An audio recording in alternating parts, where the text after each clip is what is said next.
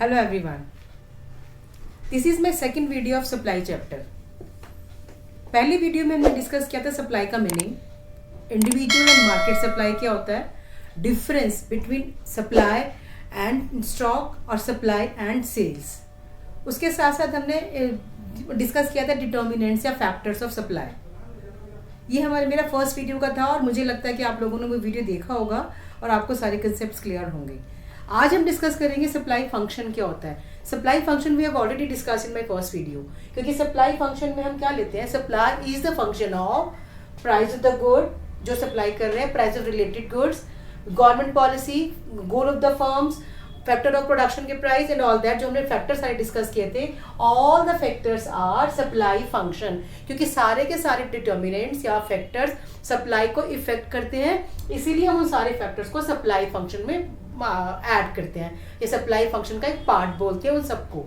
Individual supply के लिए अगर हम बात करें तो किसी एक सप्लायर की सप्लाई किस तरीके से इफेक्ट करती है वो हम डिस्कस करते हैं सप्लाई फंक्शन में. लेकिन साइड बाय साइड अगर हम मार्केट सप्लाई फंक्शन की बात कर रहे हैं तो सारी मार्केट में सब सप्लायर्स को किस तरीके से इफेक्ट करती है सप्लाई, कौन कौन से फैक्टर्स उसकी सप्लाई को इफेक्ट करते हैं, वो हम स्टडी करते हैं मार्केट सप्लाई फंक्शन में. ठीक है. और उसके बाद हमने डिस्कस करना है सप्लाई शेड्यूल क्या होता है और सप्लाई कर्व क्या है.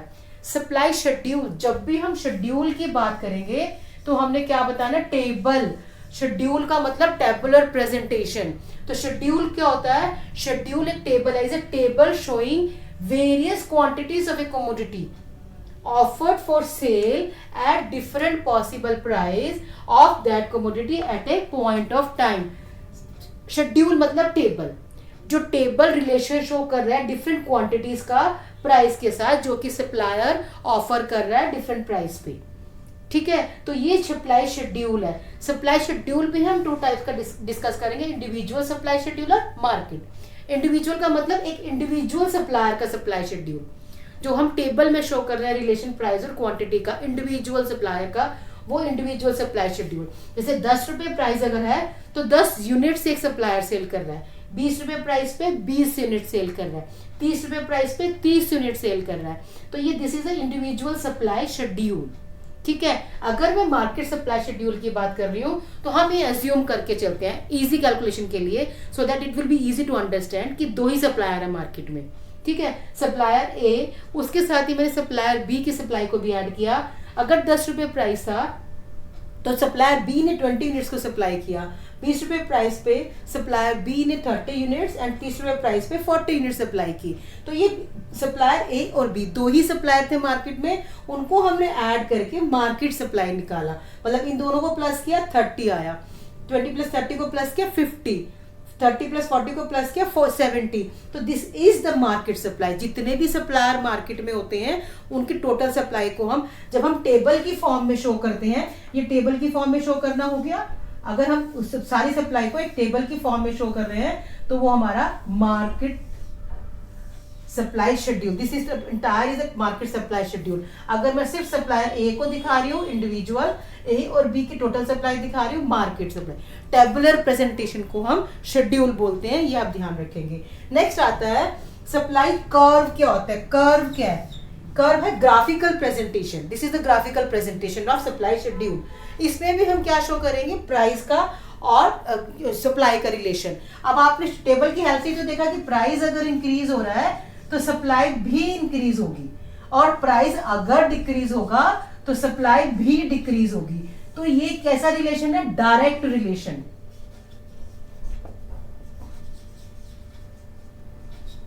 ठीक है. ये जो जिनका रिलेशन है प्राइस का और सप्लाई का, डायरेक्ट रिलेशन है कि प्राइस के इंक्रीज होने से सप्लाई भी इंक्रीज हो रही है और प्राइस के डिक्रीज होने से सप्लाई भी डिक्रीज होगी.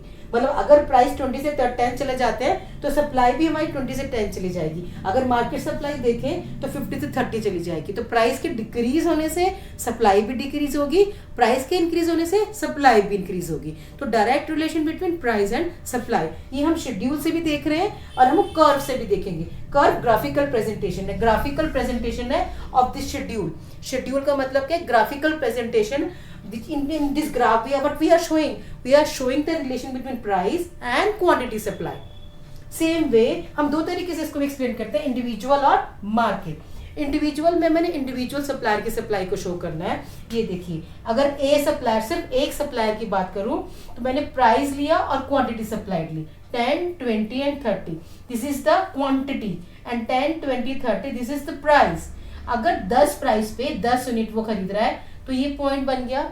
20 पे 20 अगर वो ले रहा है तो this is the point and 30 पे 30 अगर वो खरीद रहा है, मतलब 30 रुपीज पे 30 सप्लाई करने की कोशिश कर रहा है वो, 20 पे 20 को सप्लाई करने की कोशिश कर रहा है एंड 10 पे 10 यूनिट सप्लाई कर रहा है। तो दिस इज, अगर हम सारे पॉइंट्स को ज्वाइन करते हैं तो this will be our supply curve of seller ए।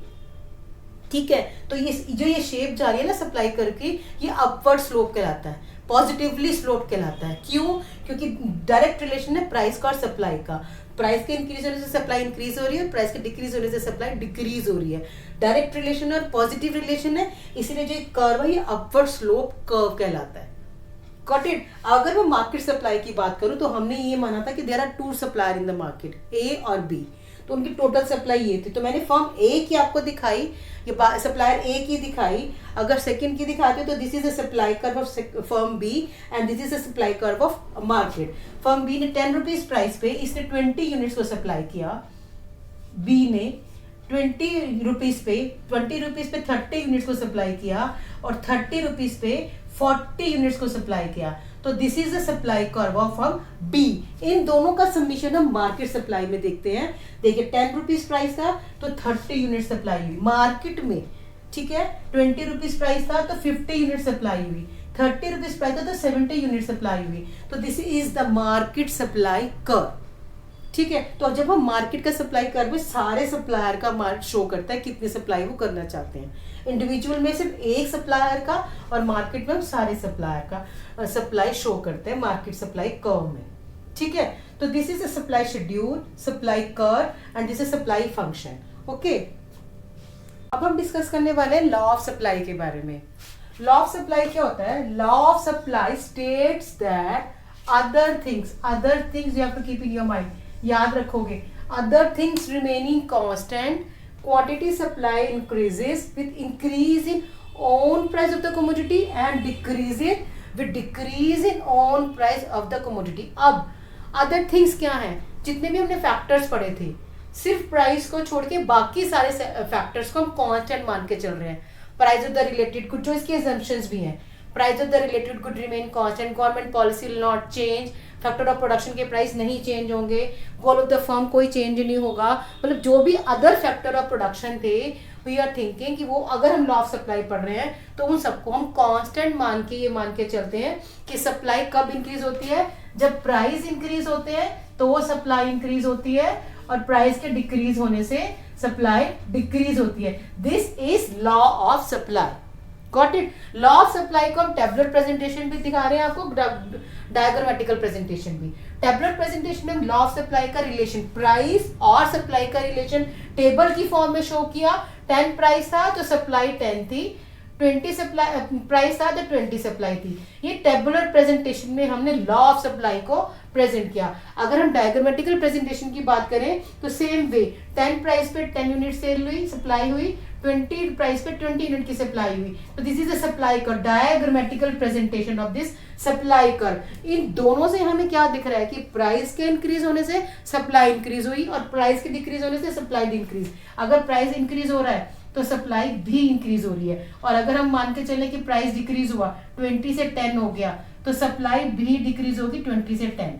तो सेम तरीके से डायग्राम बनेगा। तो ये डायरेक्ट रिलेशन शो कर रहा है, इसीलिए इसका curve, again I am telling you, इसलिए इसका कर्व अपवर्ड स्लोप बनता है। अगर आपको लॉ ऑफ सप्लाई का क्वेश्चन आता है तो you have to write the definition, then you have to write that this presentation you have to show with the table and graph also, then assumption।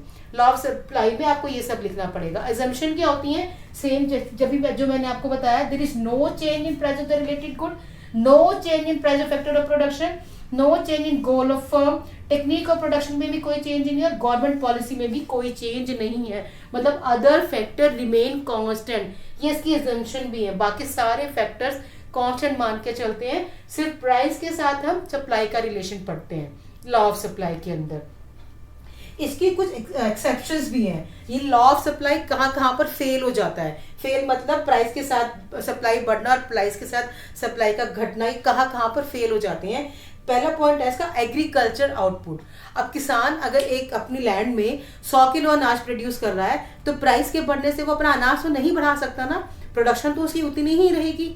तो जो भी एग्रीकल्चर आउटपुट होता है, जो एग्रीकल्चर प्रोडक्ट्स हैं, उसकी सप्लाई को हम नहीं इंक्रीज कर सकते प्राइस के इंक्रीज होने से। ये पहले एक्सेप्शन है।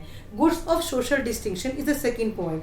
सोशल डिस्टिंक्शन क्या है? जैसे डायमंड है, ये आपके एक्सपेंसिव कार्स हैं जो 10 करोड़ 20 करोड़ की आती हैं, ये लिमिटेड ही होती हैं, तो इनके प्राइस के बढ़ने से सप्लाई इंक्रीज नहीं होती। जो लोग ये चीज़ें खरीदते हैं वो खरीदते ही हैं। एक तो ये मिलती लिमिटेड अमाउंट में, और दूसरी चीज़ ये है कि अगर इसके प्राइस बढ़ते हैं तो कोई फर्क नहीं पड़ता इसकी सप्लाई पे ज़्यादा।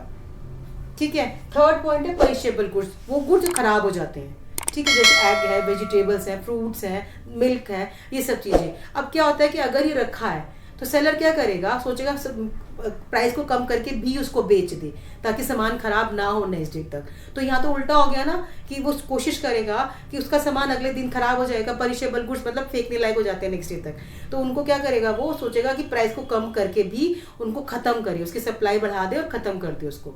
तो इन 3 केसेस में ये लॉ फेल हो जाता है। ये कौन से केस है? एग्रीकल्चर आउटपुट, सोशल डिस्टिंक्शन वाले गुड्स। सारे सोशल डिस्टिंक्शन होते हैं जो एक पर्टिकुलर ग्रुप के लिए, जो बहुत rich section of the society, उनके लिए जो गुड्स होते हैं वो।